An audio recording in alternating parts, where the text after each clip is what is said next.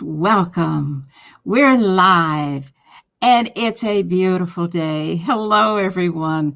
I'm Lady Lou, the baby boomer babe, and I'm here with some wonderful folks today. This is our last little pre launch show of our Ask the Expert show before we begin next Tuesday.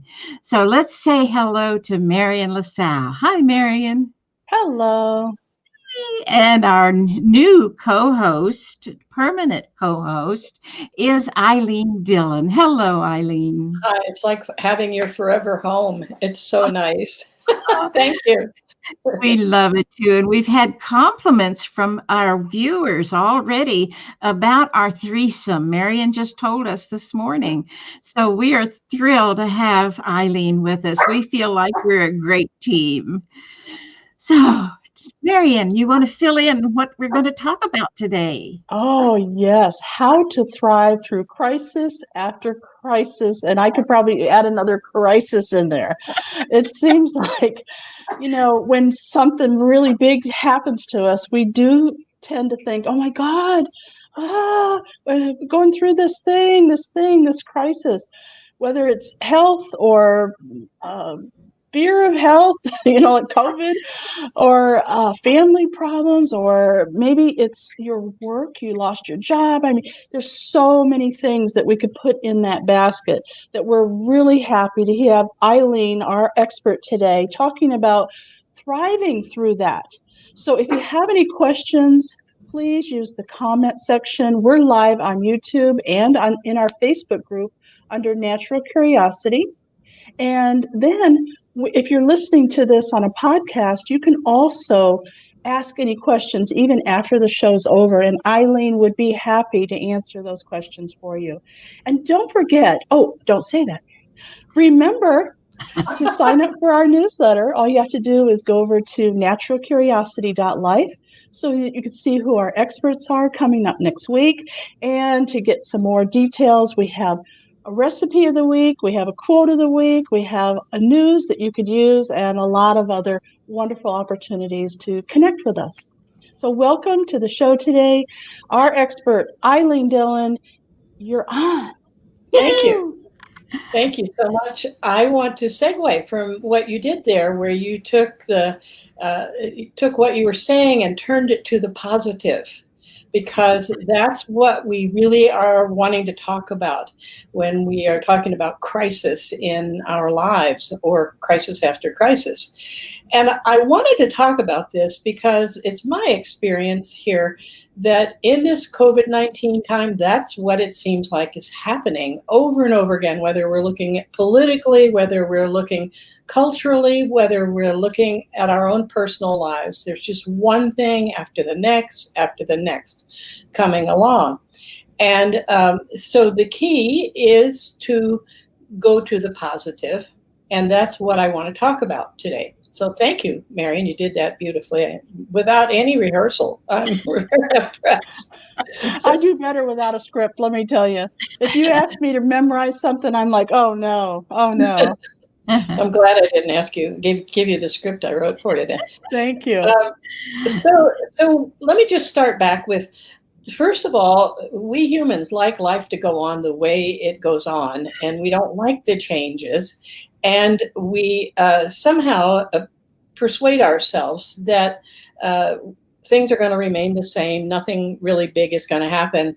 And so we're not prepared that things change. And the reality is that change is the name of the game. Things are constantly changing. And this year of 2020, even more than usual, they're constantly changing. So the first thing we need to do to thrive during all these crises is to expect change, expect things to happen. And when they happen, not interpret them negatively, but interpret them as something that we can learn from so that we can improve our lives and strengthen ourselves, right? I hope that you will have some kind of you want numbers. I want bullet points. You're like, okay, so something really horrible is happening to me. I need to see it as a learning opportunity. When do I do that? When it's happening? After it's over? and how? Okay, so how it usually happens, thank you for that question. How it usually happens is that something occurs and we don't expect it. We can think it's horrible. It can even be a pleasant experience, actually, but we don't expect it, right? So the first thing we need to do is allow it to happen and feel the feelings that come along with it, the emotions that Oh, come along okay. with it, right? So sometimes they're pretty big Right. emotions. And then, as I was thinking about this, I was thinking about the whole process of surfing on the ocean. And I think that'll give us a good idea about how we do it. Will you keep track of the numbers? Because I may lose track. I'm not good with the numbers. Yes, I will. I got a pen and paper right here. Right. So most of us have either been on the ocean or we've seen surfing on TV or something like that. And so I just want to go through the process. When we go surfing, we get our surfboard, and we can think of the surfboard as something to hold on to, which our emotions also are, right? So we take our surfboard, and the first thing we do is we head out through the rough waters to get on the other side of the rough waters, right? And so it's not always easy. And if you stand on the shore or you stand where the wave is breaking, you'll get pounded. It's no fun. So what you have to do is be prepared to go through something. When you get on the other side, you'll see that there are waves of all different sizes. There are big ones and little ones. There are big crises and little crises. And in terms of surfing, you want to pick the big one. Also, that's where your greatest learning is in life. So you wait until that wave comes along, get yourself up on your surfboard and start riding the energy of the wave. And that's what you want to do with the emotions too. You want to start, emotions are energy, so you want to ride the energy of the emotions, right? So suppose you're angry. I'm going to take this and see what it is that I'm feeling angry about and what I may need to change, right? And so as you're surfing, you have to stay totally aware. You have to be focused on where you're going. You have to be willing to adjust and move and go back and forth on the board, go move around, work with your emotions. And you also want to move with the energy that's part of that wave. And the other really great things are you want to enjoy yourself. You want to learn more about surfing while you're surfing. You want to learn more about going through life experiences. And you also have to trust yourself. If you don't trust yourself, you're going to wipe out. Oops. Right? Right. So these are the things that we need to do when the crisis comes. Number one, expect that crises are going to come, especially right now. Number two, let them happen. Feel the feelings. That's 3, Marian. 4, go ahead and step into them, which is paddling out. And 5, get up on top of it, right? And move with the energy, move with what's happening, which means like, okay, if you lose your job, instead of going, why did I lose my job? This is terrible. I'm never going to do this and that and the other. I might as well kill myself, get depressed for several days. Well, we all go through these things. So if you move with it, you say, okay, I've lost my job. I really don't like it. I don't know exactly what's going to happen, but what would I like to have happen?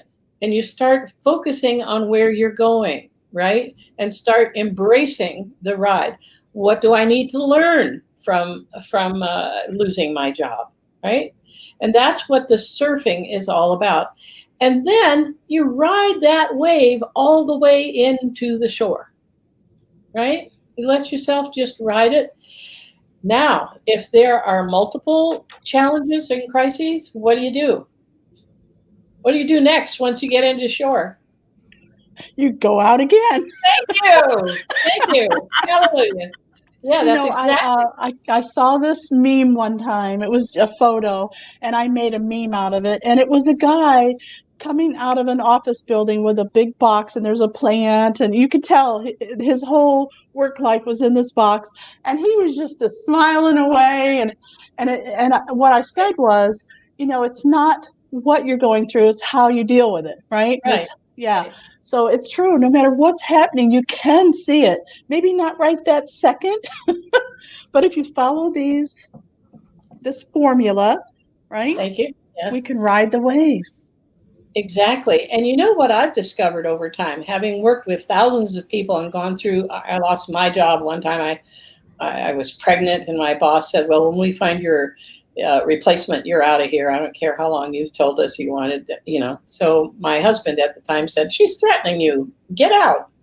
I did. And I lived on the Presidio, a military base in San Francisco, just a block from the Army Education Center, and people were being mustered out of the Army at the end of the Vietnam War. And they needed people to offer interest and preference tests to these people to help them figure out what they were going to do when they got out of the Army. So I got a job working half as much time for exactly the amount of time that I needed, 2.5 months, at the same salary. Yes. Right? Yes. And I've seen that over and over again, and it's a fun thing to think about. When change happens, when a crisis occurs, it's actually possible and very likely that it's making room for something better. And yes. that's another thing you want to keep in mind, right? It can't come if there's no room for it. You have to open up room.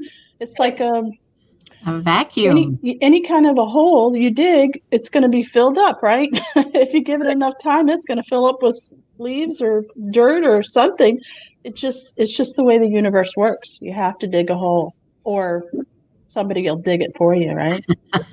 Well, if we go back to the surfing thing, when a crisis happens, what if we decide we're going to try to hold the waves back? Oh. That's when you get migraines and stomach aches. Right. It's when we don't move with the energy of what's happening. It's when we try to resist what's happening that we end up having problems. And, if you stand under where the wave is breaking, or you try to resist that wall of water that's coming at you, you're toast. And you'll stay toast for a long time. So, the thing is, that means that life is getting you twice. Not only did you lose your job, but you're also getting battered with this wave that you're trying to deal with, right? And what we're talking about is get on up on top. I understand that change is the name of the game. Something better is likely to come. All you have to do is start looking for it and take the opportunities that come up. And you too can work half as much and make the same salary. Eileen, I have a question for you, and I may throw you totally off, and I apologize ahead of time if I do. However, I'm not answering that. Well, try for me, because this is important. What if it's somebody else's crisis and you're looking at it and you're freaking out because of their crisis? Oh. Well, that's a very interesting question, and a lot of people come up with that. And here, the bottom line, and I don't mean this in a mean way, Marian, but in actuality, don't be mean to me. It's not your business. Oh. Okay? It's not your business. That's what the issue is. You can love somebody, you can care for them, you can offer them help through the crisis if you want, but be sure that they give you a clear yes, that they want your help. But if you embrace the notion that I live by, which is that our Earth is a big, giant school, then you came here for your lessons, and you, Lou, came for yours, and I came for mine. And if I step in and assist you or tell you what to do with your lessons, you don't do as much learning. I'm depriving you. Do you see what I'm saying? So it's your lesson. And I can love you through it, and I can support you, and I can even give you my opinion if you want it, but it's your lesson, and I want to support you and help you learn it, so you don't have to keep going over and over it all the time. Yeah, because that's what happens in my brain. Yeah. Oh, we've got somebody in the audience that wants to say something or ask a question. This is Karen. Doesn't religion also teach us to keep the faith? Go to the mountaintop. God is on your side. Oh. Yes, it does. Karen, thank you for that. I was the youngest person ever to join the Mount Vernon Place Methodist Church, which was founded in 1850 in Washington, D.C. I was 8 years old when I joined it, and I loved the 23rd Psalm. And not until I was in my 50s and came up with a solution of how to develop fearless living, how to live life with this much fear instead of this much, did I realize that it's exactly what the 23rd Psalm says. Yea, though I go through the valley of death, I will fear no evil, for thou art with me. Thy rod and thy staff comfort me, right? Mm-hmm. And so, yes, probably all religions have some message that's like that. Yes.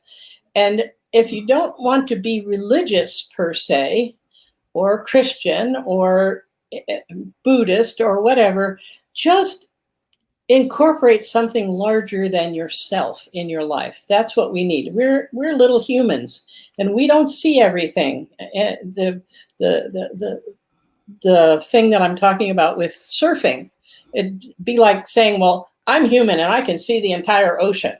Well, we can't. There's something bigger than us, And I have found that the most lost people are the ones who are not connected to something bigger than themselves. And most of us would call that God or Yahweh or, Father, Mother, God, or whatever way people like to look at it. Oh, so thank you, Karen. Yeah, I agree so much, because having something to hold on to, even if it's a rod and a staff, because that's a weapon back in those days, it was to protect the flock, that can be your security. And if you've got that inner faith, and you can call it whatever you feel is right, but it's something to hold on to. And even if you have to go hug a tree, that tree will give you back love. It will. It channels lots of love. And that's why I get so excited about emotions too.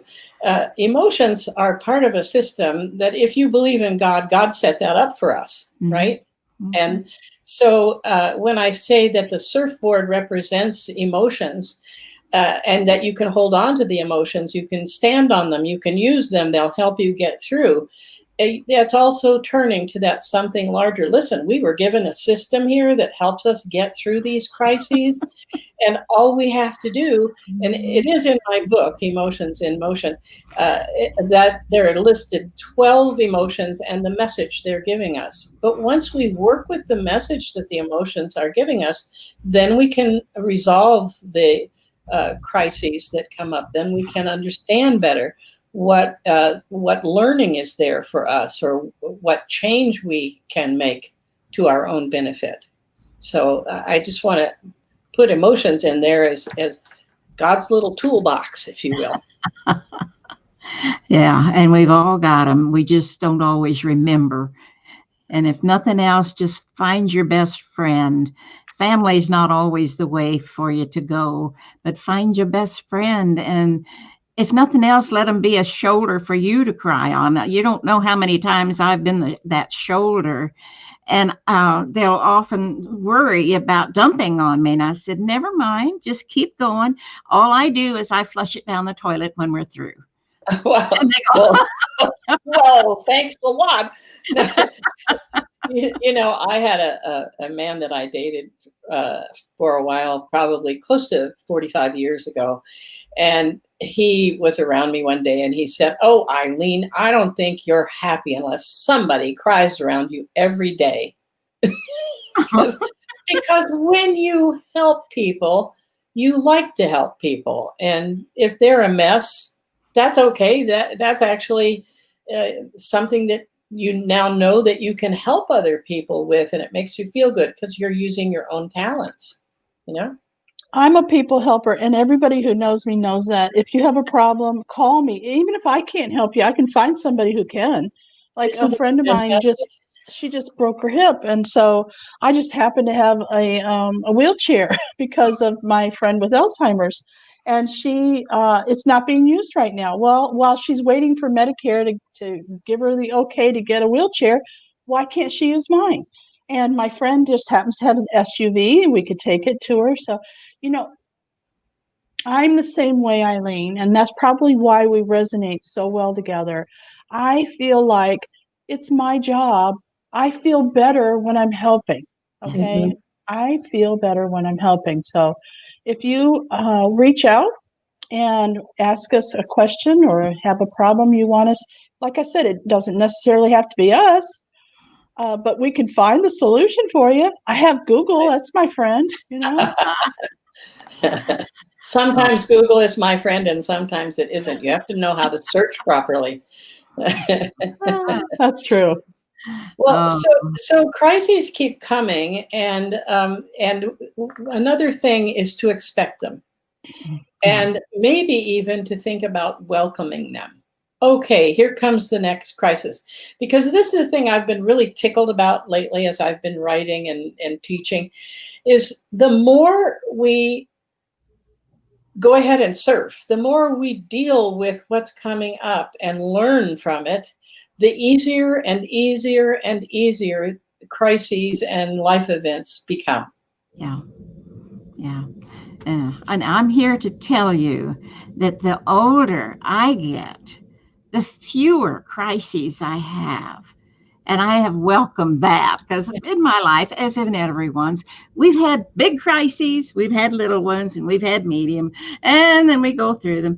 And the older I get, the fewer the crises, Mhm. the smaller they are, and But the easier. don't you think that you have also learned through all those experiences Oh, how, yeah.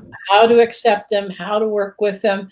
And so part of our message, or part of my message here today, is that the sooner you uh, develop that ability to have those experiences and resolve them, the sooner you'll get to where you are. You don't have to necessarily get much older than you are right now to be True. able to get in that space, for anybody, wherever they are in age. And Well, exactly.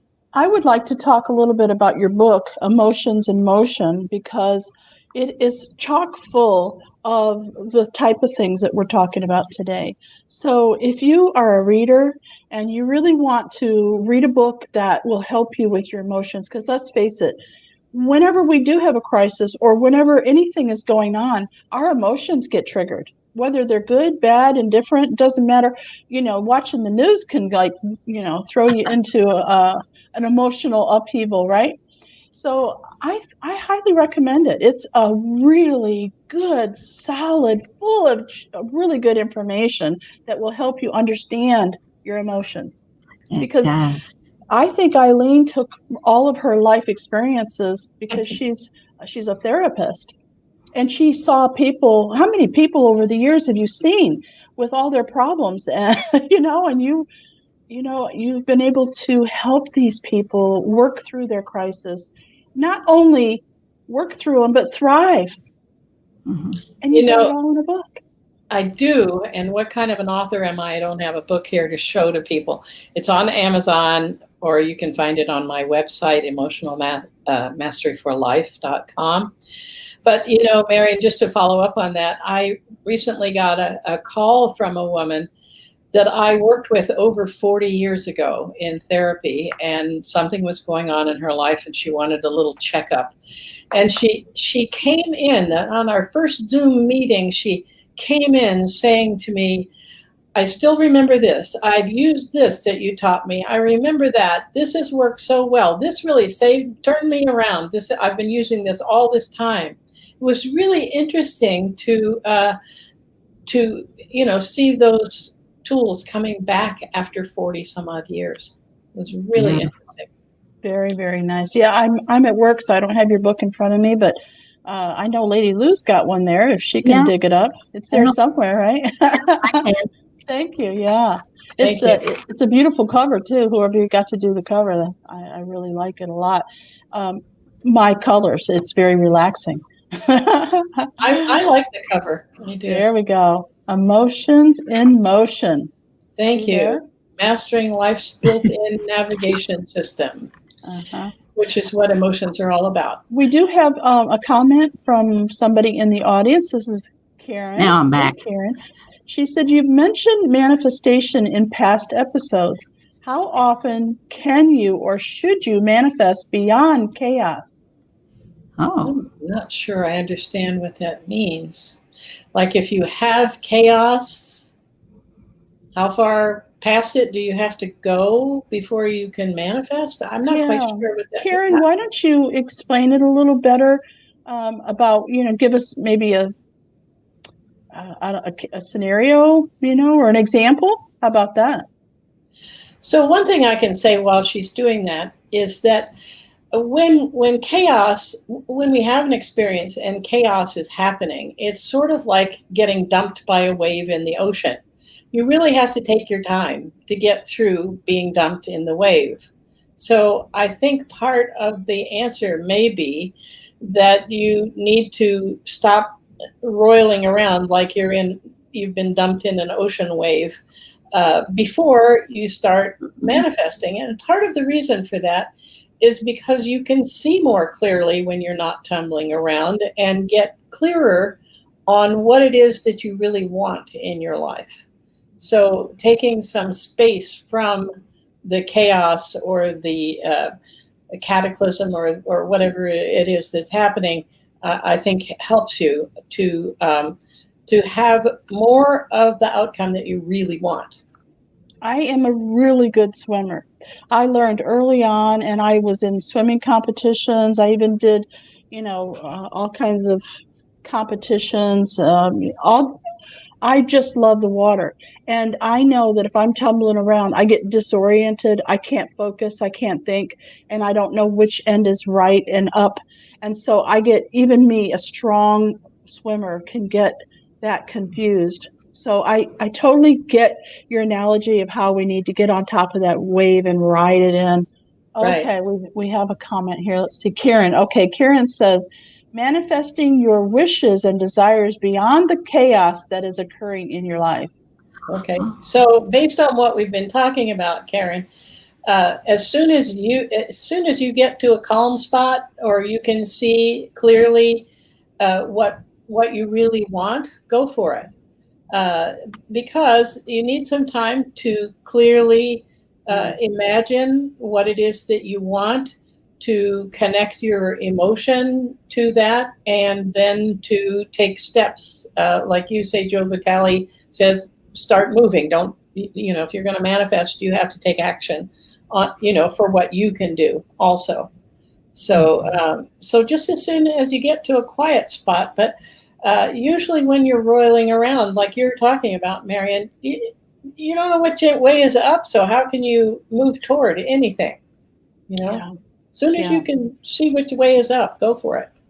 Eileen, do you suggest one way or another, or is it just depend on the person, whether they should journal or meditate or go see a therapist? I mean, what's the best or first step that they should take?